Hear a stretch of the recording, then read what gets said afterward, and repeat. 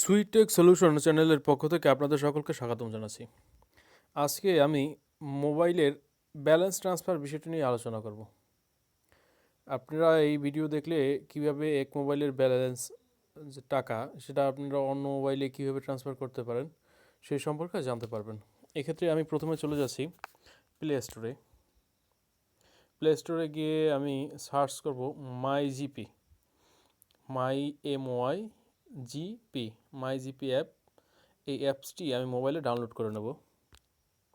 আমি ডাউনলোড করে নিচ্ছি। আপনারা ডাউনলোড হওয়া পর্যন্ত অপেক্ষা করুন। এর ফাঁকে যারা আমার চ্যানেলে নতুন তারা চ্যানেলটিকে সাবস্ক্রাইব করুন এবং যারা পুরাতন আছেন তারা ভিডিওটিকে একটি লাইক দিন। এবারে আমরা অ্যাপসটিকে ওপেন করে নেব। ওপেন করে নিচ্ছি।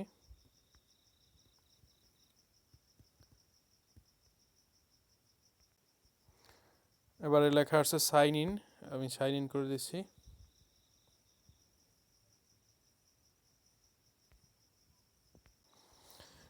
এবারে আপনারা যে গ্রামীণ সিমের ব্যালেন্স ট্রান্সফার করতে চান সেই নম্বরটি এখানে প্রবেশ করাবেন।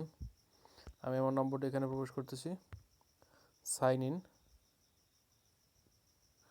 এবারে একটি লেখা আসছে we are verifying your mobile phone number, অর্থাৎ এই আপনার মোবাইল নাম্বারটি ভেরিফাই করা হবে। এই ক্ষেত্রে আপনার মোবাইলে একটি কোড যাবে, সেই কোডটি এখানে বসাতে হবে। আমি আমার কোডটি এখানে প্রবেশ করালাম। প্রবেশ করানোর পর আবার পুনরায় লেখা আসছে সাইন ইন। এখন সাইন ইন হয়ে গেছে, দেখতে পাচ্ছেন আমার নামে এই সফটওয়্যারটি ওপেন হয়ে গেছে এই নম্বরে। এক্ষেত্রে আপনাকে যেটা করতে হবে, ব্যালেন্স ট্রান্সফারের জন্য এরপর আপনারা নিচের দিকে দেখতে পাচ্ছেন মেনু নামে একটা অপশন আছে। মেনু অপশনে ক্লিক করুন। মেনু অপশনে ক্লিক করার পর এখানে দেখতে পাচ্ছেন প্রথমে আছে emergency balance, recharge, balance transfer. আমরা ব্যালেন্স ট্রান্সফার করতে চাচ্ছি। আমি ব্যালেন্স ট্রান্সফারে ক্লিক করে দিচ্ছি। এখানে এন্টার রেসিপিয়েন্ট নাম্বার, আমি যাকে টাকাটা পাঠাবো তার নাম্বার এখানে লিখে দিচ্ছি।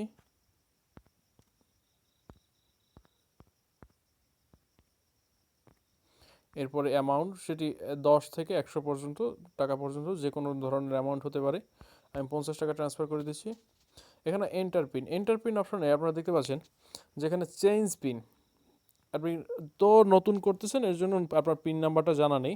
সেক্ষেত্রে আপনারা যখন চেঞ্জ পিনে ক্লিক করবেন সেখানে আপনার মোবাইলে একটি পিন নাম্বার চলে যাবে, ওই যে নম্বর থেকে আপনি টাকা পাঠাতে যাচ্ছেন সেই নম্বরে।